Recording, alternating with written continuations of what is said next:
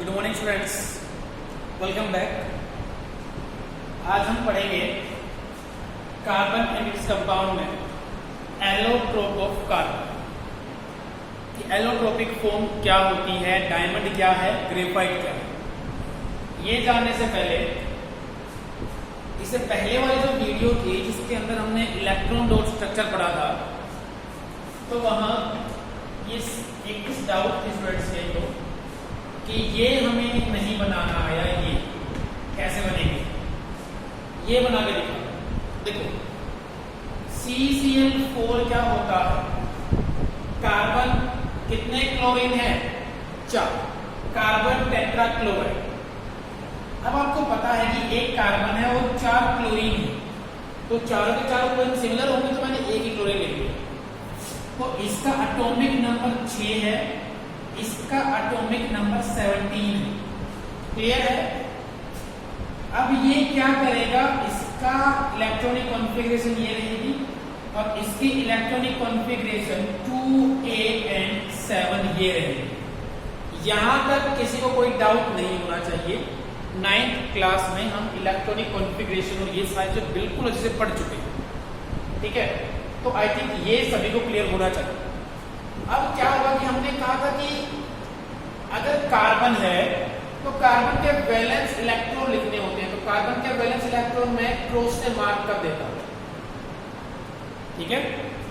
और क्लोरीन कितने हैं, 4 क्लोरीन है, तो एक क्लोरीन यहां पे रखा, एक यहां, एक यहां और एक क्लोरीन यहां।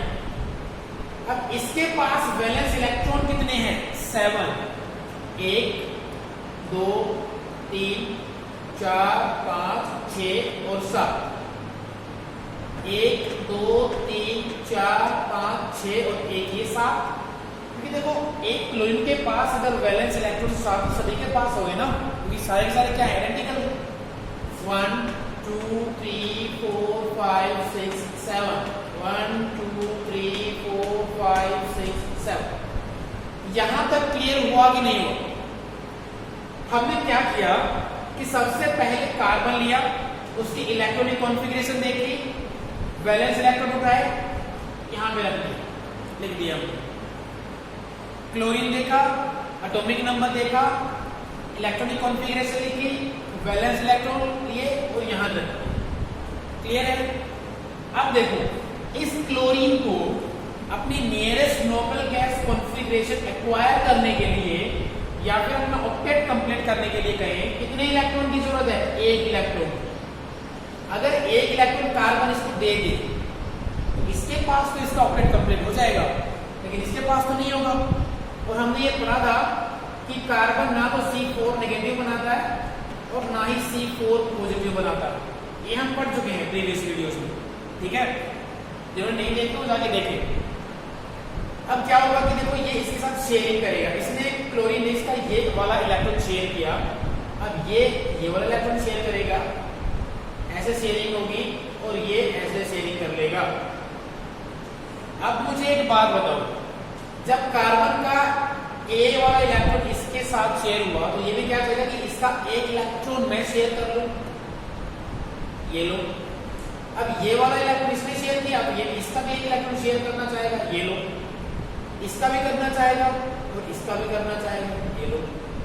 तो ये वाला कार्बन है, 1 2 3 4 इलेक्ट्रॉन पहले से थे, 5 6 7 8। अब क्या हो गया, इसने अपनी nearest noble gas configuration acquire कर ली। और इसको मैं कैसे दिखा सकता हूं, ऐसे दिखा सकता हूं, एक बॉन्ड ये, एक बॉन्ड ये, एक बॉन्ड ये और एक बॉन्ड ये। क्या ये से दिखा सकता हूं मैं, क्योंकि एक सिंगल बॉन्ड हमने बात की थी कि 2 इलेक्ट्रॉन की वजह से हम क्या दिखाएंगे, क्या इतना क्लियर है। सॉरी मैंने यहाँ पे हाइड्रोजन लिख दिया है ना, यहाँ पे क्लोरीन है तो क्लोरीन ही आएगा, ठीक है। तो ये ट्रैक कर लेना, सेम मन में आया कि सर ये गलत लिख दिया, हाइड्रोजन नहीं क्लोरीन आएगा, ठीक है। क्या होगा, यहाँ पे क्लोरीन आएगा। क्लियर है। क्या ये CCl4 का स्ट्रक्चर मुश्किल था, नहीं था, कोई बात नहीं, आपने ट्राई किया, बहुत अच्छी बात। ट्राई करो तो सीख जाओगे, अगर कोशिश ही नहीं करोगे तो नहीं सीख पाओगे। चलो अब इसकी बात करते हैं।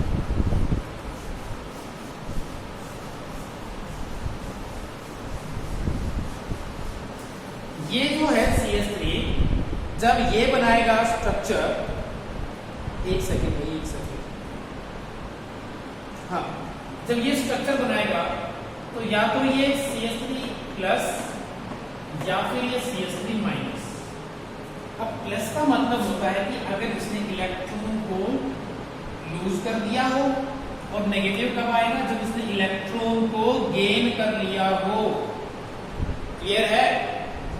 अब देखो, ये रहा मेरे पास एक कार्बन, ठीक है, ये रहे इसके 4 वैलेंस इलेक्ट्रॉन कार्बन के। ये चार्ज को भूल जाओ, चार्ज को बाद में देखेंगे।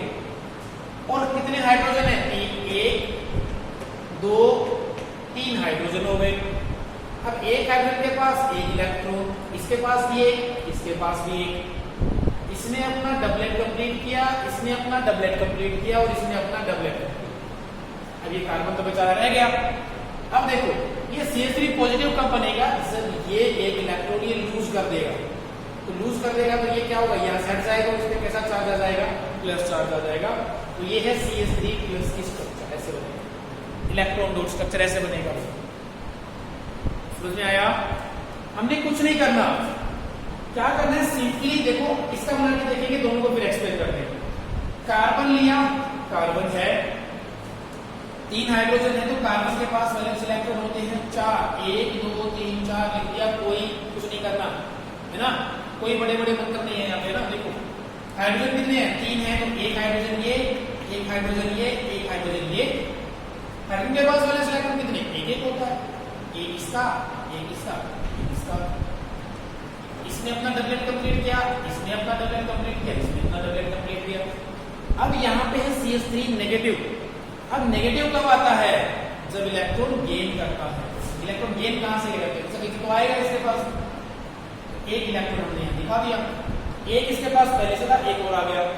अब ये हम यहाँ पे नेगेटिव चार्ज दिखा देंगे, तो ये बन जाएगा CH3 negative.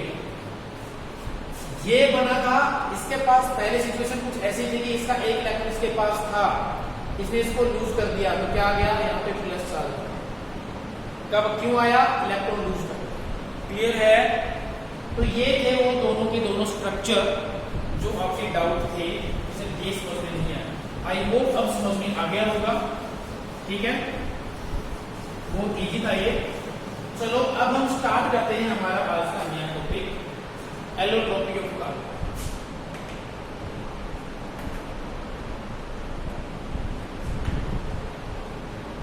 Allotropy of carbon.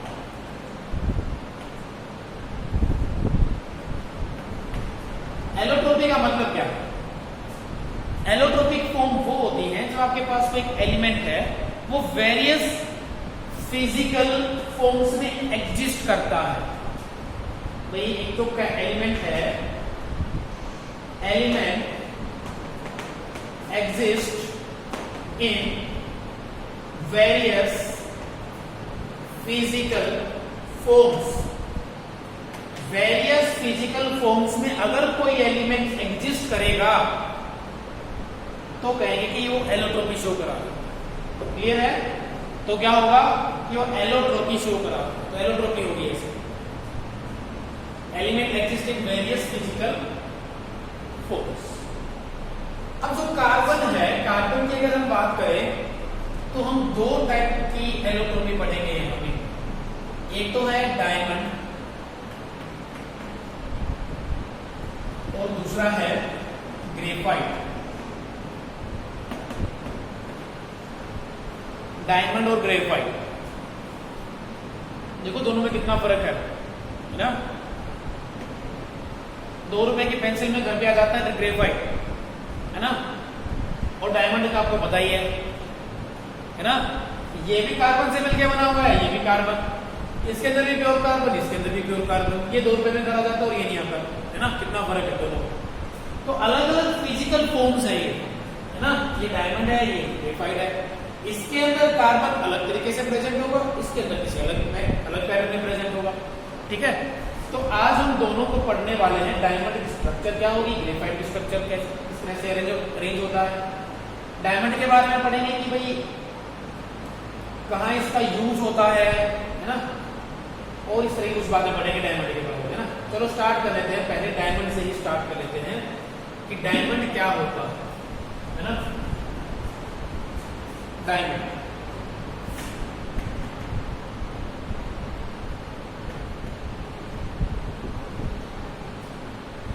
ये एक एलोट्रोपिक फॉर्म है कार्बन की, है ना, एलोट्रोपिक फॉर्म है, एलोट्रोपिक फॉर्म ऑफ कार्बन, ठीक है। अब देखो जो डायमंड जो होता है ना वो बहुत शाइनी बहुत चमकदार होता है ना, बिल्कुल शाइन करता है अच्छे से, और ये बहुत हार्ड भी होता है। इवन मैं कहूं कि हार्डेस्ट है, hardest substance in on earth. अगर मैं कहूं कि सबसे ज्यादा हार्ड कौन है तो आपको कि डायमंड है सबसे ज्यादा, है ना। डायमंड अगर हार्ड, अगर ये इतना ही हार्ड है तो कट कैसे करेंगे, डायमंड से ही कट करेंगे, है ना। ग्लास है उसको भी कट करने में इसका यूज होता है। तो जो ये हार्डेस्ट सब्सटेंस है ये शाइनी भी होता है ना, बहुत ज्यादा शाइनी होता है। अगर मान लो कि ये कार्बन है, एक एटम कार्बन का ये है, एक ये वाला एटम है, एक ये एटम है, एक ये एटम है और एक ये एटम, ठीक है। अब एक ये एटम हुआ, एक ये एटम, एक ये एटम और एक ये एटम। एक ये एटम है तो एक ये वाला एटम होगा, एक ये एटम, एक यहाँ पे, एक यहाँ, एक यहाँ पे होगा, एक यहाँ पे, एक यहाँ पे, एक यहाँ पे। कुछ ऐसे करके क्या हो रहा है,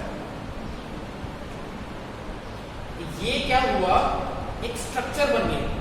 किसकी स्ट्रक्चर बनी, डायमंड की स्ट्रक्चर बनी। मुझे पता है कि थोड़ा समझने में प्रॉब्लम हुई होगी ना, इसको मैं सिंप्लीफाई करके बनाऊं।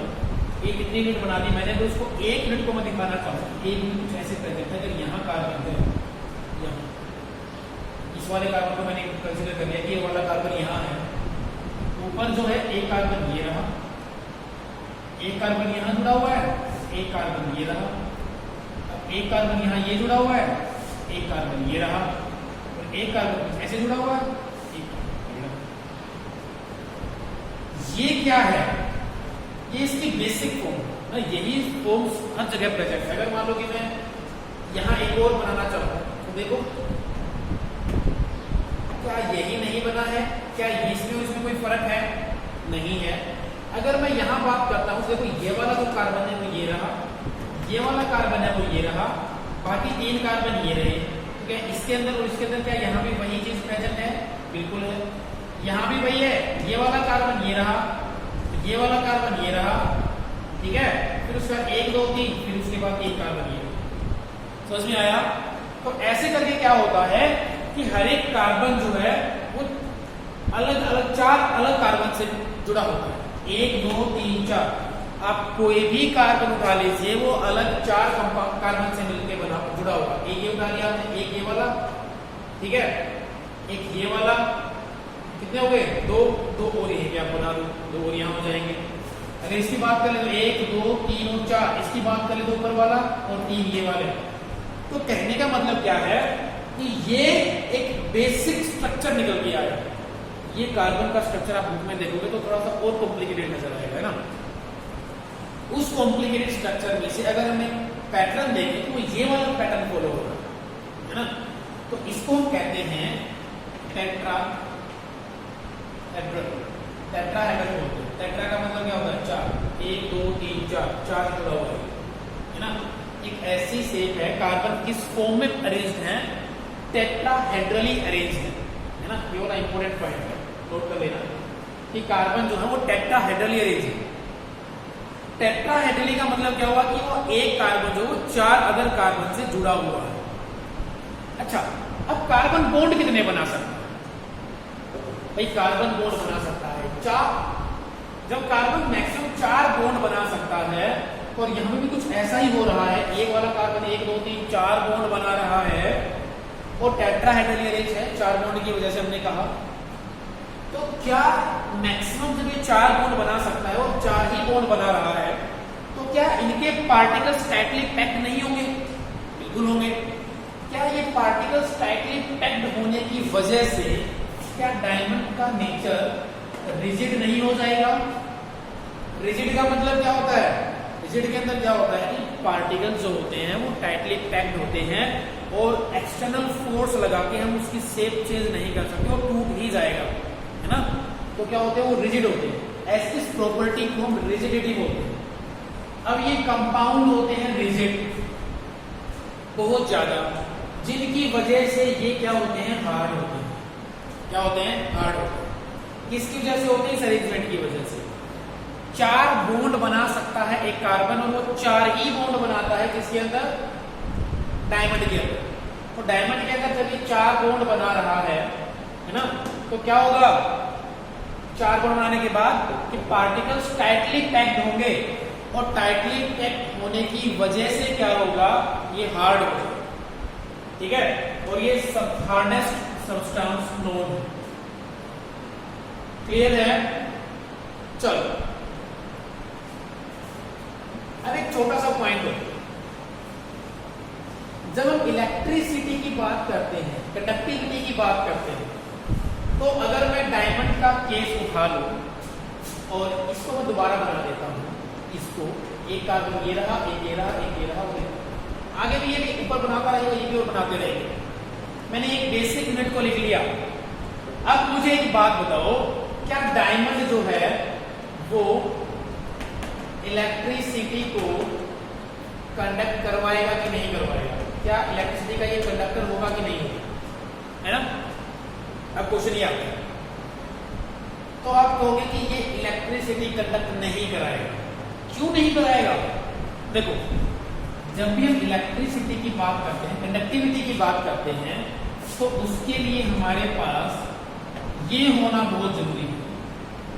ये होना बहुत जरूरी है, फ्री इलेक्ट्रॉन्स या आयंस, ये होने बहुत जरूरी है। अब क्या कार्बन के पास अगर मैं बात करूं 1 इलेक्ट्रॉन, 2 इलेक्ट्रॉन, 3 इलेक्ट्रॉन, 4 इलेक्ट्रॉन, ये भी शेयरिंग में है, ये भी शेयरिंग में है, ये भी शेयरिंग में है, ये भी शेयरिंग में है। जब सारे के सारे शेयरिंग में है, तो क्या कोई फ्री इलेक्ट्रॉन है इसके अंदर? नहीं है।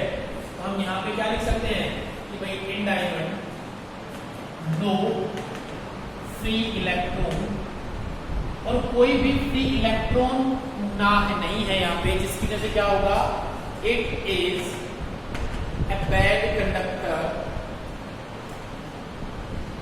Of electricity. कोई भी इलेक्ट्रॉन ना होने की वजह से ये क्या हो जाएगा? बैड कंडक्टर ऑफ इलेक्ट्रिसिटी हो जाएगा।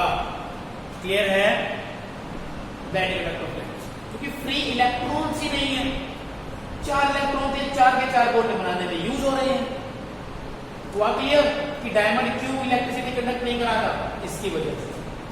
ओके, डायमंड इलेक्ट्रिसिटी कंडक्ट नहीं कराता क्योंकि इसके पास फ्री इलेक्ट्रॉन्स नहीं है, और फ्री इलेक्ट्रॉन्स ना होने की वजह से ये बैड कंडक्टर ऑफ इलेक्ट्रिसिटी हो जाएगा। अब दूसरी बात,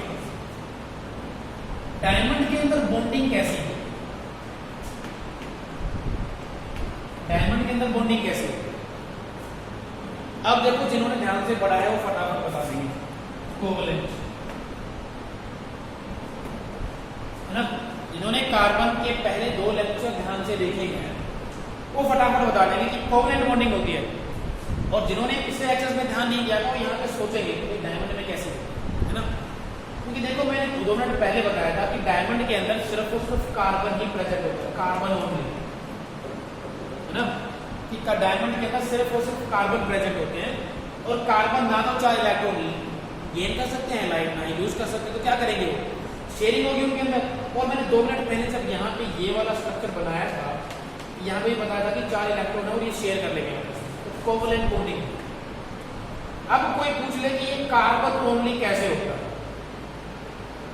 है ना, तो ये बताओ कि आपने बोल दिया कि भाई डायमंड जो होता है वो सिर्फ और सिर्फ कार्बन से ही मिलकर बना होता है, कार्बन ही कार्बन होता है उसके, और कुछ नहीं होता। ऐसा क्यों? कैसे कह सकते हैं ऐसा होता है ना। कोई तो बात होगी कि हाँ भाई ये बात इस बात को प्रूव कर रही है कि कार्बन से मिलकर बना है ना। चलो, हमने लिया डायमंड, वैसे हम करेंगे नहीं ऐसा, है ना। हमने क्या कर दिया इसको? ऑक्सीजन की प्रेजेंस में इसको बर्न कर दिया, पहले इतना महंगा है, उसके बाद ऊपर से ये चेक करने के लिए इसको बर्न कर दिया ना। तो क्या किया, डायमंड लिया और ऑक्सीजन की प्रेजेंस में क्या करवा दिया, कंबस्शन करा दिया इसको। तो कंबस्शन कराने के बाद ऑक्सीडेशन रिएक्शन नहीं बोल सकते, एडिशन ऑफ ऑक्सीजन, ये बताया कि सिर्फ और सिर्फ कार्बन का है। तो यहाँ से सिर्फ और सिर्फ यहाँ से CO2 गैस निकलेगी, पूरा का पूरा डायमंड कंज्यूम होगा। ऑलमोस्ट होल कार्बन का क्या हो जाएगा, पूरे के पूरे कार्बन का ऑक्सीडेशन हो जाएगा और CO2 गैस निकलेगी, है ना। अब तो सर CO2 गैस तो कलरलेस होती है ना, और ओडरलेस भी होती है। भाई जब इसका ना तो रंग है ना कोई स्मेल है, तो हमें कैसे पता कि CO2 गैस है, और तो कोई गैस हो सकती है ना। तो ये उनके लिए जो ध्यान से नहीं पढ़ते हैं, है ना, 9th क्लास में बता चुके हैं ये कि चलो C+O2 लिख देता, ठीक है, ये डायमंड वाला काम उनके लिए बता चुका हूँ। तो ये पहले भी आप पढ़ते आए हो 7th क्लास में, 8th क्लास में।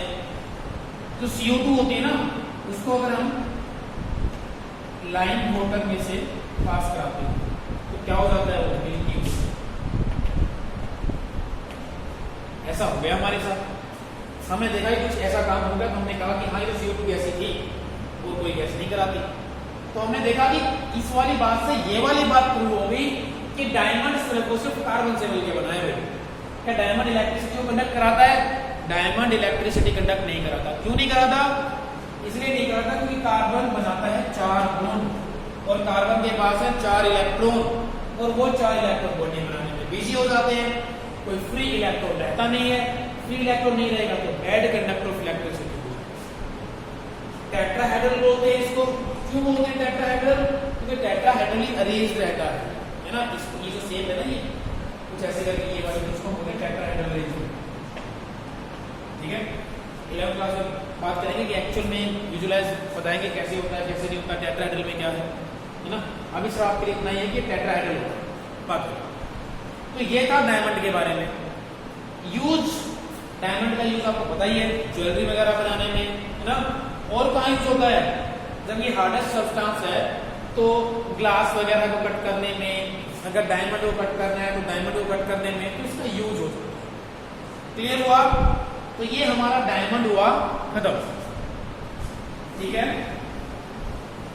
ये हमारा डायमंड ने इसको खत्म कर दिया। चलो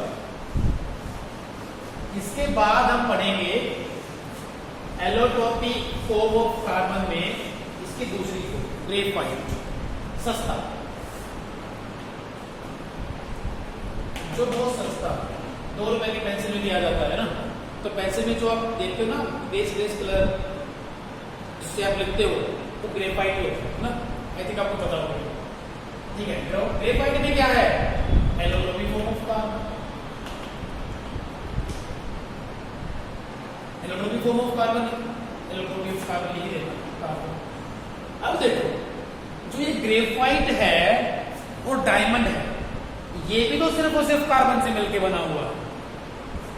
ओनली कार्बन कॉन्स्टिट्यूएंट होता है इसके अंदर। कैसे पता चला? Same to same. इसका कराया कंबस्टन या फिर ऑक्सीडेशन कहीं, ऑक्सीडेशन कराने के बाद यहाँ से निकली CO2 गैस और लाइन वाटर को इसने करा दिया मिल्की। यहाँ पे जो बताया था डायमंड वाले केस में, वही यहाँ पे इम्प्लीमेंट होगा, ठीक है। तो हम ये क्या कह सकते हैं कि ये भी कार्बन से मिलके बना है सिर्फ और सिर्फ, ठीक है। तो ये कुछ प्रेजेंट ऐसे होता है हेक्सागोनल। क्या ये हेक्सागन है? बिल्कुल है, ठीक है। 1 2 3 4 5 6। तो ये हेक्सागोनली अरेंज रहता है, ठीक है भाई। हो गया। फिर उसके बाद क्या होगा? कुछ ऐसे ये प्रेजेंट होगा, है ना। फिर एक नीचे प्रेजेंट होगा ऐसे, एक लेयर ये वाली है, फिर एक लेयर नीचे होगी, ऐसे करके, ठीक है। यहां पे बना लो, चलो अच्छा से फिट हो रहा है ना। एक और बना लो, ये लो। अब होता क्या है, देखो ध्यान से, कि जब ये लेयर के फॉर्म में प्रेजेंट रहता है, नीचे भी ऐसे ही रहेगा, है ना। तो जब लेयर की फॉर्म में प्रेजेंट है तो ये हार्ड नहीं होता, ग्रेफाइट होता है सॉफ्ट। सॉफ्ट क्यों? क्योंकि लेयर फॉर्म में प्रेजेंट है, इजीली अगर मान लो कि एक लेयर ये वाली है, एक लेयर ये वाली है, तो क्या होगा, लेयर इजीली डिस्टर्ब हो सकता है ना। और डायमंड के केस में हमने पढ़ा था कि डायमंड हार्ड होता है क्योंकि वो पार्टिकल्स टाइटली पैक्ड है। यहाँ ये लेयर की फॉर्म में प्रेजेंट है ना। तो अगर आपसे कोई पूछे कि ग्रेफाइट सॉफ्ट क्यों होता है, तो आप कहोगे कि भाई जो ग्रेफाइट होता है वो लेयर की फॉर्म में होता है। क्लियर है। और हेक्सागोनली अरेंज होता है। जब हेक्सागोनली अगर ये अरेंज है तो इस बात का ग्रेफाइट को सिग्निफिकेंस मिलेगा, बिल्कुल मिलेगा। ये वाला कार्बन हमने उठा लिया, इस वाले कार्बन से देखा कि हमने एक बॉन्ड तो ये रहा, एक बॉन्ड ये रहा और एक बॉन्ड ये रहा। ये वाला कार्बन उठाया, एक बॉन्ड ये रहा, एक ये यहां उठाया तो एक ये वाला, एक ये वाला, एक इधर होगा। तो ग्रेफाइट के अंदर हमने देखा कि ईच कार्बन मेक्स 3 बॉन्ड। कितने बॉन्ड बना रहा है? 3 बॉन्ड बना रहा है।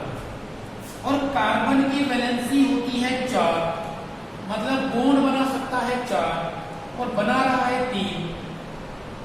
ठीक है, 1 2 3 4, 1 2 2 3 2। तो एक इलेक्ट्रॉन क्या है?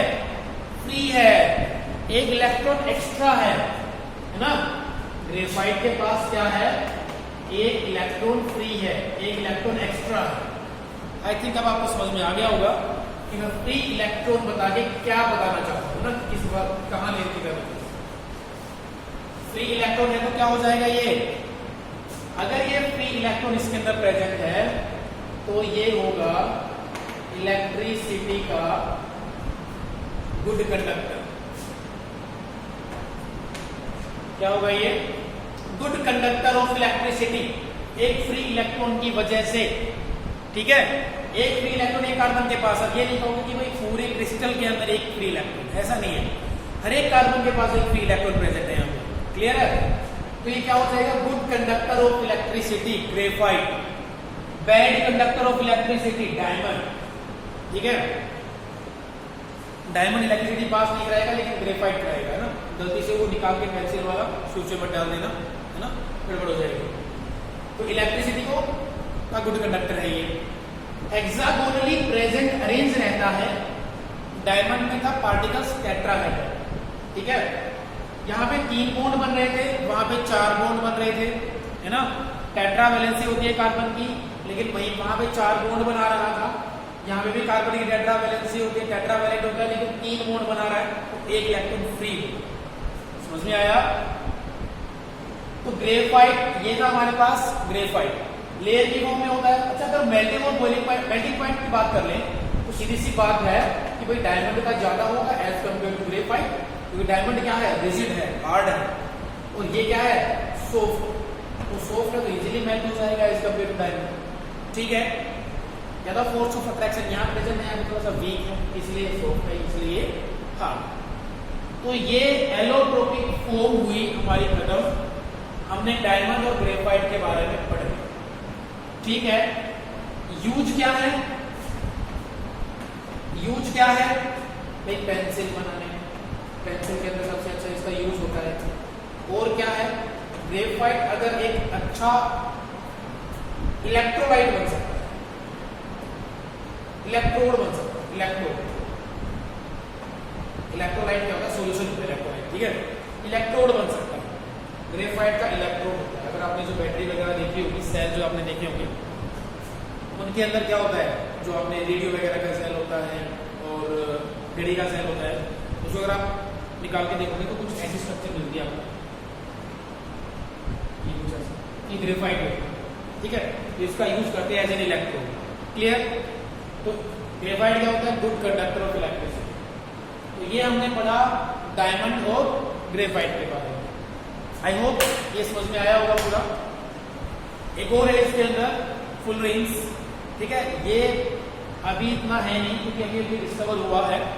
और फुल रिंग्स के बारे में अगर हम बात करें तो ये 2 तरह का होता है, C60 और C70 है ना।